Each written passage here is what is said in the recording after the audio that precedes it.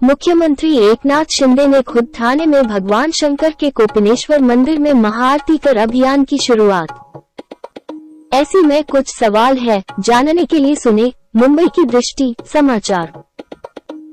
ये कहना अतिशयोक्ति नहीं होनी चाहिए कि प्रधानमंत्री नरेंद्र मोदी ने स्वच्छता मुहिम अभियान के तहत देश को साफ सफाई की आदत डाली है। इसी समय महाराष्ट्र सरकार ने गहन सफाई अभियान शुरू किया, जिसे देश में स्वच्छता में प्रथम रैंक प्राप्त हुआ है। मुख्यमंत्री एकनाथ शिंदे ने खुद ठाणे में भगवान शंकर के कोपिनेश्वर मंदिर में महाआरती कर अभियान की शुरुआत की। ठाणे और महाराष्ट्र में प्रदूषण पिछले कुछ महीनों से रिकॉर्ड स्तर पर पहुंच गया है। प्रदूषण 300 के पार पहुंचा तो सरकार चिंतित हो गई। बढ़ते प्रदूषण के कारण नागरिकों में श्वसन संबंधी विकार विकसित हो गए और स्थिति गंभीर हो गई। लेकिन प्रधानमंत्री नरेंद्र मोदी के स्वच्छ भारत अभियान को मिली जबरदस्त प्रतिक्रिया से प्रदूषण पर अंकुश लगाने में मदद मिली है।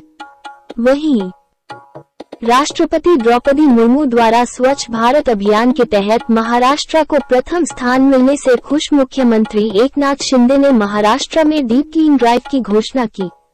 आज इस अभियान की शुरुआत खुद मुख्यमंत्री एकनाथ शिंदे ने ठाणे के कोपिनेश्वर मंदिर में की। मुख्यमंत्री ने हमेशा की तरह कोपिनेश्वर में पूजा अर्चना कर महाआरती की और मंदिर परिसर की साफ सफाई करते हुए हरी झंडी दिखाकर रवाना किया। इस अभियान के तहत प्रत्येक शहर के सफाई कर्मचारी शहर के प्रत्येक हिस्से का चयन करते हैं और उस हिस्से की अच्छी तरह से सफाई करते हैं।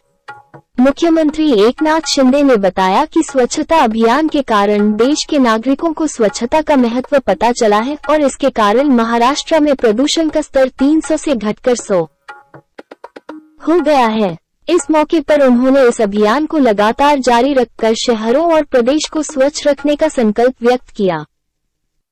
बायट एकनाथ शिंदे, मुख्यमंत्री, महाराष्ट्र। स्वच्छता मोहीम मंदिरांची मंदिर स्वच्छ करणं, त्याचा परिसर स्वच्छ करणं यावर पूर्णपणे राज्य सरकार लक्ष केंद्रित करणार आहे। स्वच्छ भारत अभियान आदरणीय मोदी साहेबांनी सुरू केलं, मग आपण त्यांची प्रेरणा घेऊन डीप क्लीन ड्राईव्ह आपण मुंबईत सुरू केला, ठाण्यात सुरू केला, इतर शहरात सुरू केला। आता डीप क्लीन ड्राईव्ह जे आपल्याला सुरू झाला त्यामुळे प्रदूषण कमी झालं। 350 वर 100 वर प्रदूषण आलं, याचा एवढा मोठा इम्पॅक्ट झाला।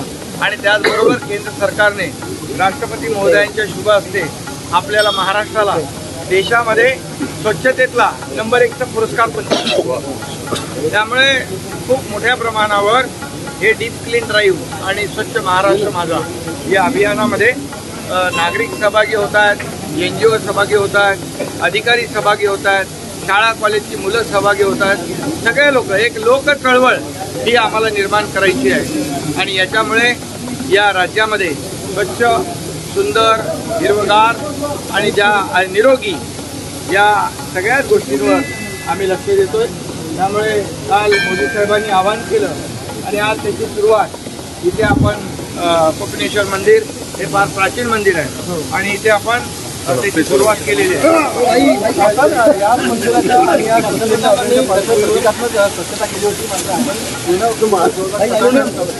मंदिर परिसर स्वच्छ केला, तर काय सांगायचं? त्यांची प्रेरणा घेतली आणि त्यांनी देखील स्वच्छ भारत अभियान जे सुरू केलं तेव्हा लोक चेष्टा करत होते हे फोटो सेशन आहे, परंतु खरं म्हणजे ते फोटो सेशन नाही, पूर्ण देशभर स्वच्छ भारत अभियानचं आज महत्त्व आपल्याला कळतं आहे आणि त्याच्यामुळे मोठा इम्पॅक्ट झालेला आहे। शहरं स्वच्छ झाली, राज्य स्वच्छ झाली आणि मोदी साहेबांनी जे स्वच्छ भारत अभियान सुरू केलं त्याला मोठा प्रतिसाद लाभला। तसाच प्रतिसाद या डीप क्लीन ड्राईव्हला या महाराष्ट्रामध्ये मिळतोय आणि खऱ्या अर्थाने लोकांमध्ये खूप मोठा अवेअरनेस येतोय। लोक स्वच्छतेच्या बाबतीमध्ये खूप एकदम आग्रही आहेत आणि जागरूक आहेत। त्यामुळे फक्त सुरुवात करणं आवश्यक होतं आणि ती सुरुवात आम्ही केलेली आहे आणि त्याचं मुंबईमध्ये, ठाण्यामध्ये प्रदूषण कमी होण्यामध्ये मोठा इम्पॅक्ट झालेला आहे आणि हे आम्ही डीप क्लीन ड्राईव्ह पूर्ण महाराष्ट्रभर राबवतोय आणि त्यामध्ये जे आज कोपिनेश्वर मंदिर त्याची स्वच्छता केली, त्याचा परिसर स्वच्छ आपण करतोय, अशीच सर्व राज्यातली मंदिरं स्वच्छ होतील आणि राज्यातल्या मंदिरांचा परिसर देखील स्वच्छ होईल. कल्याण लोकसभा मतदारसंघाचा दौरा करतो उद्धव ठाकरे, अशा प्रकारे आपण गेली स्वच्छ दौरा करायला ते स्वच्छ त्यांनी देखील स्वच्छता मोहीम हाती घेतली पाहिजे. आता आम्ही तर घेतलेलीच आहे आणि त्यामुळे दौरा करायला काही लोकशाहीमध्ये प्रत्येकाला अधिकार असतो. त्यामुळे दौरा त्यांनी करावा, त्यात काही हे नाही. पण एवढंच आहे की स्वच्छता जी मोहीम आम्ही हाती घेतली आहे ती गेल्या अनेक वर्षाची जी साचलेली घाण ती देखील आम्ही साफ करू. पत्रकार परिषदेमध्ये पंतप्रधानांवर टीका केली. कल्याणमधली घराणेशाही दिसत नाही का? घराणेशाही म्हणजे काय त्याचं डेफिनेशन त्यांनी सांगायला पाहिजे. घराणेशाही म्हणजे काय त्याचं खरं म्हणजे व्याख्या काय ही त्यांनी सांगितली पाहिजे. ते स्वतःचं घर अबाधित ठेवू शकले नाही, घरातल्या सर्वांना बाहेर हुडकून काढलं आणि माझं कुटुंब माझी जबाबदारी एवढ्यापुरते ते मर्यादित त्यांचं काम आहे. आणि खरं म्हणजे बाळासाहेबांचे विचार, बाळासाहेबांचे आचार आणि जे काही त्यांनी त्याला तिलांजली दिली ते काय आपण याचं समर्थन ते करतायत. परंतु मी एवढंच सांगतो की आज बाळासाहेब आपल्या सहकाऱ्यांना, आपल्या नेत्यांना, आपल्या पदाधिकाऱ्यांना सहकारी आणि सवंगडी म्हणून त्यांना वागवत होते. परंतु हे आपला पक्ष स्वतःची प्रायव्हेट लिमिटेड कंपनी म्हणून समजतात आणि आपल्या सहकाऱ्यांना सवंगडी नाही तर घरगडी आणि नोकर समजतात. त्यामुळे त्यांची ही अवस्था झालेली आहे. पत्रकार परिषद घेतली आणि राष्ट्रपतींना निमंत्रण दिलेलं आहे. राष्ट्रपती आणि मंदिरामध्ये तारखेला येऊन तिकडे मोदी तिकडे रामाची प्रतिष्ठापना करणार आणि इकडे काळामध्ये राष्ट्रपतींना ही जी काही स्पर्धा आहे ही स्पर्धा लोकांना कळते. आणि बाळासाहेबांचं जे स्वप्न होतं राम मंदिर बांधण्याचं ते स्वप्न मोदीजीने पूर्ण केलेलं आहे. ते जगाला माहीत आहे, देशाला माहीत आहे.